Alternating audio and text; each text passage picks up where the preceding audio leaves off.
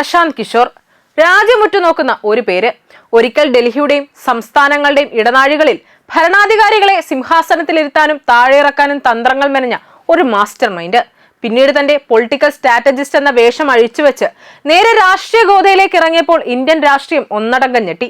പ്രത്യേകിച്ച് ബീഹാറിന്റെ മാറുന്ന രാഷ്ട്രീയ സമവാക്യങ്ങൾ മാറ്റിമറിക്കാൻ അദ്ദേഹം രൂപീകരിച്ച ജൻസുരാജ് പാർട്ടി അത്രമേൽ വലിയ പ്രതീക്ഷകളോടെയാണ് രംഗപ്രവേശനം ചെയ്തത്. എന്നാൽ വിധി മറ്റൊന്നായിരുന്നു. പാർട്ടി രൂപീകരിച്ചതിന് തൊട്ടു പിന്നാലെ നടന്ന ബീഹാർ നിയമസഭാ തെരഞ്ഞെടുപ്പിൽ കനത്ത പ്രഹരമാണ് ജൻസുരാജിനേറ്റത്. പാർട്ടിയുടെ ഒട്ടുമിക്ക സ്ഥാനാർത്ഥികൾക്കും കെട്ടിവെച്ച പണം പോലും നഷ്ടപ്പെട്ട ആ കൂറ്റൻ പരാജയം PKയുടെ രാഷ്ട്രീയ കരിയർ തന്നെ അവസാനിപ്പിച്ചുവെന്ന് വിധിയെഴുതാൻ എതിരാളികളെ പ്രേരിപ്പിച്ചു. എന്നാൽ യഥാർത്ഥ കഥ തുടങ്ങുന്നത് അവിടെ നിന്നാണ്. നിയമസഭാ തെരഞ്ഞെടുപ്പിലെ കനത്ത തിരിച്ചടിക്ക് പിന്നാലെ പലരും എഴുതിത്തള്ളിയ ജൻസുരാജ് പാർട്ടി ബങ്കിപ്പൂർ ഉപതെരഞ്ഞെടുപ്പിൽ എല്ലാവരെയും അമ്പരപ്പിക്കുന്ന തിരിച്ചുവരവാണ് നടത്തിയത്. ബീഹാറിലെ BJPയുടെ ഏറ്റവും സുരക്ഷിതമായ കോട്ടകളിലൊന്നായി കണക്കാക്കപ്പെട്ട മണ്ഡലത്തിൽ പ്രശാന്ത് കിഷോർ നേടിയ വിജയം ഒരു സീറ്റ് സ്വന്തമാക്കിയതിലുപരി സംസ്ഥാനത്തിന്റെ രാഷ്ട്രീയ സമവാക്യങ്ങളെ തന്നെ ചോദ്യം ചെയ്യുന്ന സംഭവമായി മാറി.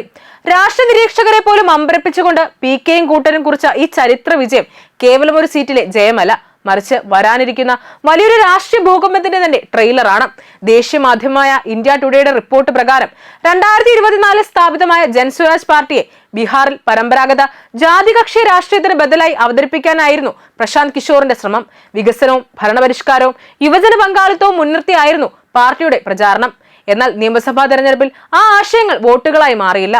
മത്സരിച്ച ഭൂരിഭാഗം സ്ഥാനാർത്ഥികൾക്കും നിക്ഷേപം പോലെ നഷ്ടപ്പെടുകയും പാർട്ടി നിയമസഭയ്ക്ക് പുറത്താവുകയും ചെയ്തു.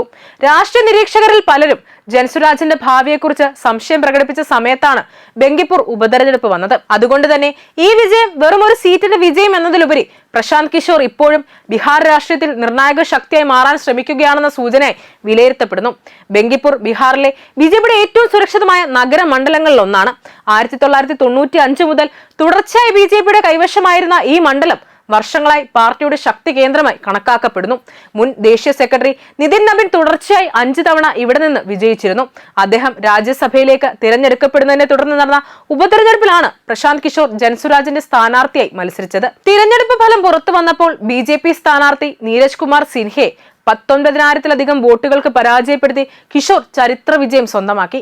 ഏതാനും മാസങ്ങൾക്ക് മുമ്പ് ഒരു സീറ്റ് പോലും നേടാനാകാതിരുന്ന പാർട്ടി BJPയുടെ ഉറച്ച കോട്ടയിൽ വിജയം നേടിയത് ബീഹാർ രാഷ്ട്രീയത്തിലെ ഏറ്റവും വലിയ അട്ടിമറികളിൽ ഒന്നായി മാറി. ഇന്ത്യ ടുഡേയുടെ റിപ്പോർട്ട് പ്രകാരം ഈ വിജയത്തിന്റെ രാഷ്ട്രീയ പ്രാധാന്യം BJPയുടെ പരാജയത്തിൽ മാത്രം ഒതുങ്ങുന്നില്ല. ബങ്കിപ്പൂർ ഫലത്തിലെ ഏറ്റവും ശ്രദ്ധേയമായ ഘടകം RJD അഥവാ രാഷ്ട്രീയ ജനതാദളിന്റെ പ്രകടനമാണ്. ബീഹാറിലെ പ്രധാന പ്രതിപക്ഷ പാർട്ടി എന്ന നിലയിൽ വർഷങ്ങളായി നിലകൊണ്ടിരുന്ന RJD ഈ ഉപതെരഞ്ഞെടുപ്പിൽ 3ാം സ്ഥാനത്തേക്ക് പിന്തള്ളപ്പെട്ടു. പാർട്ടിക്ക് ലഭിച്ചത് 14,000-ലധികം വോട്ടുകൾ മാത്രമായിരുന്നു. BJPക്കെതിരായ വോട്ടുകൾ വലിയ തോതിൽ ജൻസുരാജിലേക്ക് കേന്ദ്രീകരിച്ചതാണ് ഈ ഫലത്തിന് കാരണമായതെന്നാണ് രാഷ്ട്രീയ നിരീക്ഷകരുടെ വിലയിരുത്തൽ. 3 പതിറ്റാണ്ടിലേറെയായി ബീഹാറിലെ പ്രതിപക്ഷ രാഷ്ട്രീയത്തിന്റെ കേന്ദ്ര ബിന്ദുവായിരുന്നു RJD. ലാലു പ്രസാദ് യാദവ് രൂപപ്പെടുത്തിയ മുസ്ലിം യാദവ് സാമൂഹ്യ സഖ്യമാണ് പാർട്ടിയുടെ ഏറ്റവും വലിയ കരുത്ത്.